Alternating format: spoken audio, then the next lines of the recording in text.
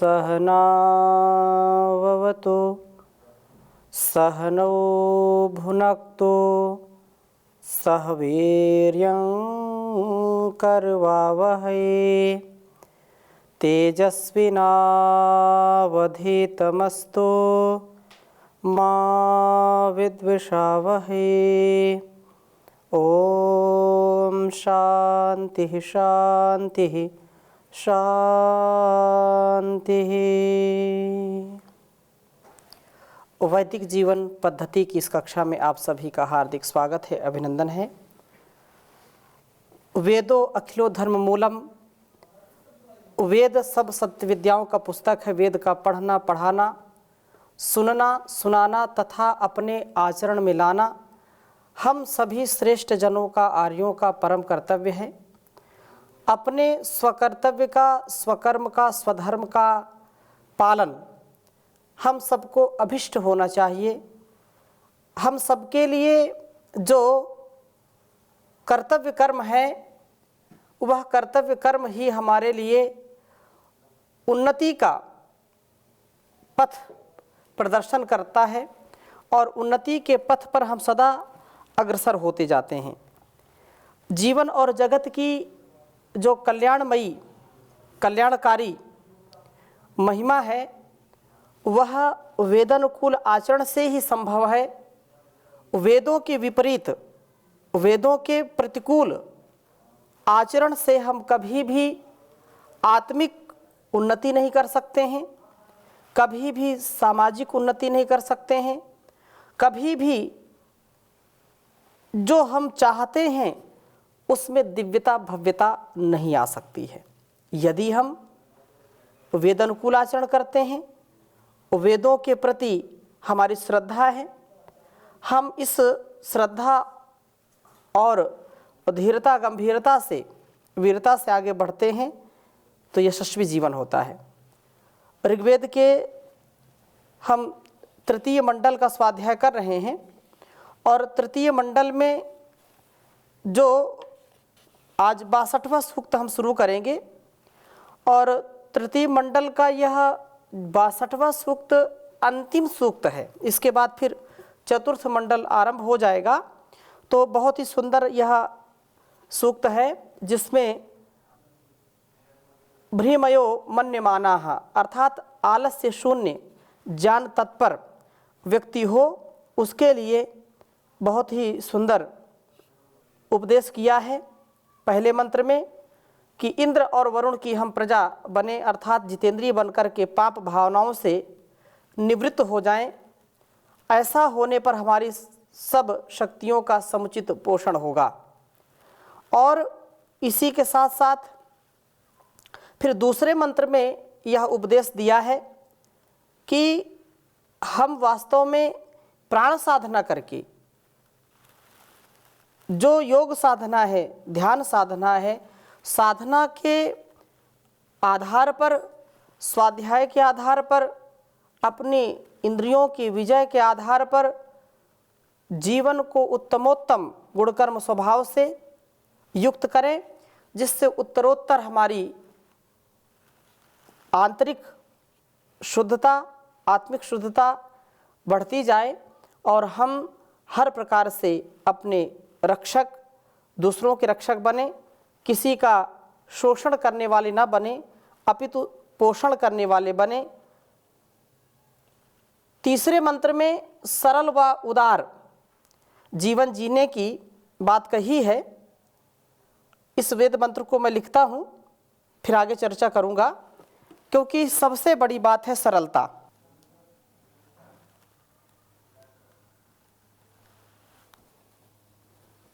ओम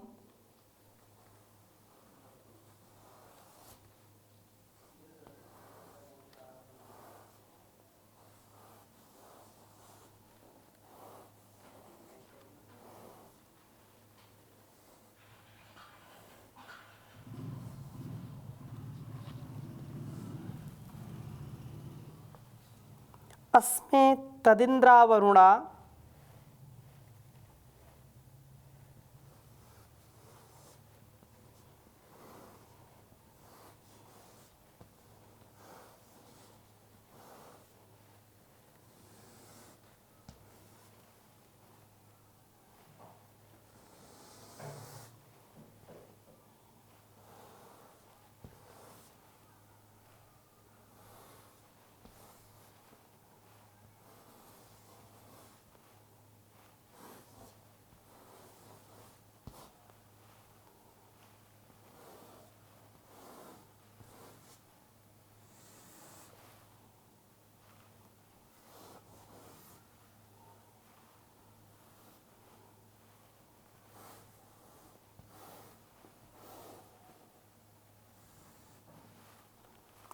वसुष्यादस में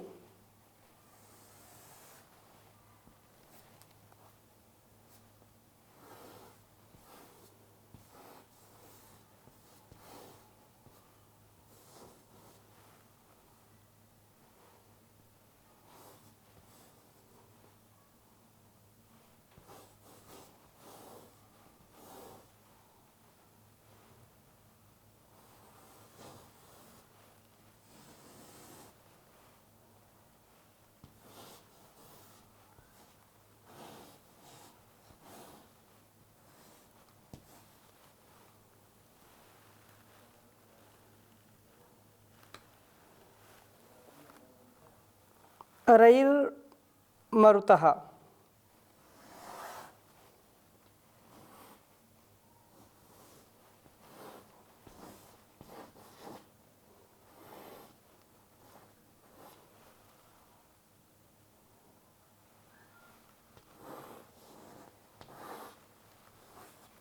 रैम मरुतः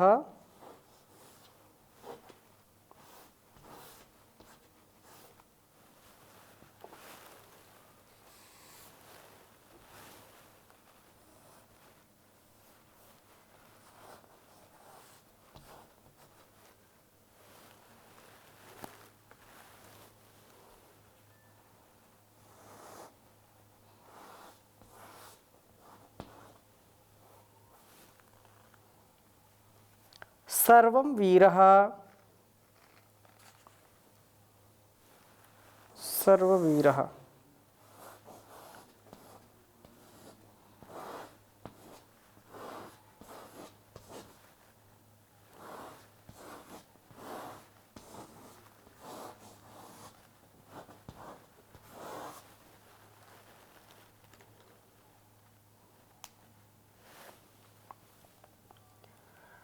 अस्मान्वरुत्रीः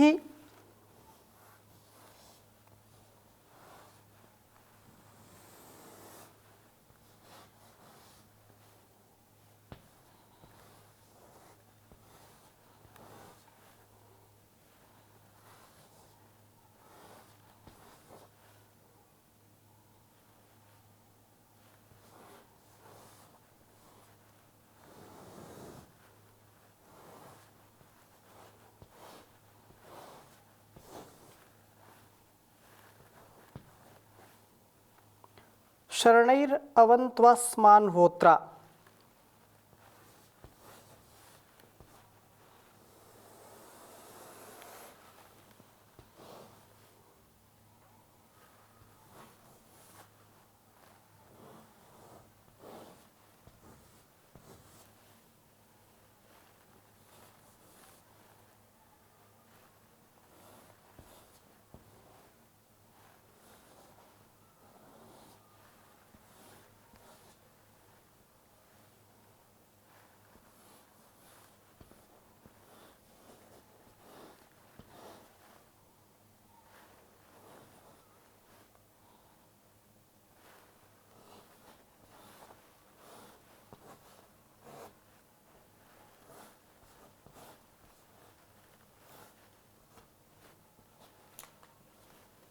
अस्मान् होत्रा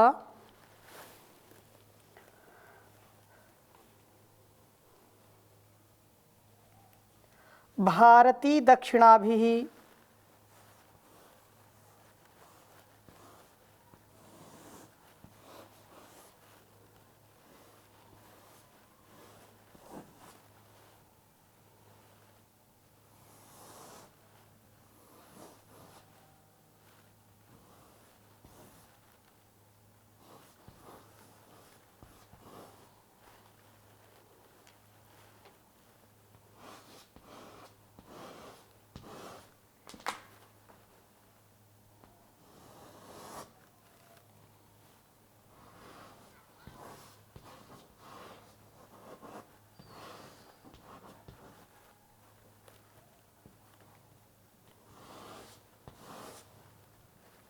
तृतीय मंडल के 62वें सूक्त का यह तीसरा मंत्र है जो बहुत ही सुंदर है।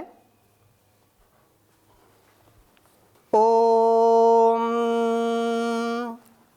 अस्मे तदिंद्रा वरुणा वसुष्यास्तस्मे रैर्मरुतः सर्ववीरः अस्मान् वरुत्रे शरणैरवन्त्वस्मान् होत्रा भारती दक्षिणाभिः। ओम अस्मे तदिंद्रा वरुणा वसुष्यादस्मे रैर्मरुतः सर्ववीरः अस्मान् वरुत्रे शरणैरवन्त्वस्मान् होत्रा भारती दक्षिणाभिः। वेद मंत्र का भाव इस प्रकार से है, हे इंद्रा वरुणा, इंद्र और वरुण देवों, अस्मे हमारे लिए तत् वह आपका प्रसिद्ध वसु धन स्यात् अर्थात होवे। हम आपकी कृपा से जितेंद्रिय बन करके शरीर की शक्ति को तथा निष्पाप बनकर के मस्तिष्क का ज्ञान प्राप्त करें। यह अत्यंत महत्वपूर्ण बात है। जब तक हमारी स्थिति जितेंद्रियता की नहीं होगी, जब तक हम जितेंद्रिय नहीं बनेंगे, तब तक हमारे शरीर का सामर्थ्य नहीं बढ़ेगा। कदाचित कोई व्यक्ति अपने गुणकर्म स्वभाव से चंचल प्रवृत्ति का है और उसके अंदर असीम उत्साह होता है, परंतु यदि ज्ञानपूर्वक, विवेकपूर्वक, वैराग्यपूर्वक जीवन को जीता है तो उसका उत्साह, उसकी जो तेजस्विता है, उससे वह अपना और संसार का कल्याण करेगा। परंतु यदि अति उत्साह में है और इंद्रियों की चपलता, इंद्रियों की जो लोलुपता है, उसमें वो कुछ दिनों तक, कुछ महीनों तक, कुछ वर्षों तक रह सकता है, अधिक समय तक नहीं रह सकता। अर्थात शीघ्र ही वह तेजहीन हो जाएगा, इंद्रियां क्षीण होने लगेंगी, इंद्रियों का सामर्थ्य घटने लगेगा, शक्ति संपन्नता में विपन्नता आ जाएगी और व्यक्ति दुर्बल, कायर, कमजोर, बुज़दिल हो जाता है। उसका जीवन स्वयं के लिए भी और दूसरों के लिए भी कष्टकारी हो जाता है, वह कष्ट सहता रहता है। लेकिन यदि उसने इस वेद के उपदेश को आत्मसात किया है, अपने वाणी में, अपने व्यवहार में उतारा है, तो वह स्वयं अपने कष्टों को नष्ट करने वाला होता है, दूसरों के कष्ट भी नष्ट करता है। असार संसार में वह व्यक्ति अपना तो उद्धार करता ही करता है, अपने शरीर, मन, वाणी से दूसरों का भी हित करता है, उपकार करता है, सदाचार करता है, परोपकार से अपने जीवन को जीता है और उसका मस्तिष्क भी ज्ञान को प्राप्त करता है। अर्थात ज्ञान में कमी नहीं रहती, ज्ञान से ही व्यक्ति महान बनता है। ज्ञान विहीनः सर्वमतेन भजति न मुक्तिम जन्मशतेन। ज्ञान से विहीन व्यक्ति कभी भी मुक्ति को प्राप्त नहीं हो सकता है। एक यही ज्ञान तत्व ही व्यक्ति को दुखों से दूर कर सकता है। पैसे से दुख दूर नहीं होते, धन संपदा से दुख दूर नहीं होते, पद प्रतिष्ठा से दुख दूर नहीं होते। दुख दूर करने के लिए कोई भी औषधि या कोई भी ऐसा संसार का पदार्थ व्यक्ति को सुखी नहीं कर सकता है, यदि उसका ज्ञान, उसका विवेक, उसकी समझ स्वयं इस असार संसार के ग्राह्य और त्याज्य के विषयों में अपने आप को स्थिर नहीं रख पाता। क्या सही है, क्या गलत है, क्या ग्राह्य है, क्या त्याज्य है, क्या करने योग्य, क्या अकरने योग्य है, क्या खाने योग्य है, क्या अखाने योग्य है, भक्ष्य क्या है, अभक्ष्य क्या है, किसके साथ कैसा व्यवहार करना, कैसा व्यवहार नहीं करना है। छोटी छोटी बातों से हमारा जीवन उत्साह से परिपूर्ण होता है। जीवन और जगत का यह अत्यंत लाभ हम दूसरों को भी दे पाते हैं, अपने लिए भी हमारा लाभ होता है। हमारा यह प्राण मरुतः, जो प्राण साधना है, तो यहाँ भी कहा मरुतः प्राणो अस्मे, हमारे लिए तदिंद्रा वरुणा वसु स्यात् अस्मे रैर् मरुतः सर्ववीरः। तो जो मरुतः है अर्थात प्राणों से यह निवेदन है, अस्मे हमारे लिए वह रई धन प्राप्त होकर के सर्ववीरः हमारी सब इंद्रियों को वीर बनाने वाला है। प्राण साधना से शक्ति की ऊर्ध्व गति होकर के हमारी सब इंद्रियां सशक्त बनती हैं और यह सशक्त बनती रहें। वरूत्री ही पाप निवारक शक्तियां शरणई ही, अपनी होकर के हमारी सब प्रकार से जो पाप है उनका निवारण करें, पाप से हम दूर हो जाएं, क्योंकि पाप व्यक्ति को कलंकित करता है, उसको भय, ग्लानि और हर प्रकार से दीनहीन बना देता है।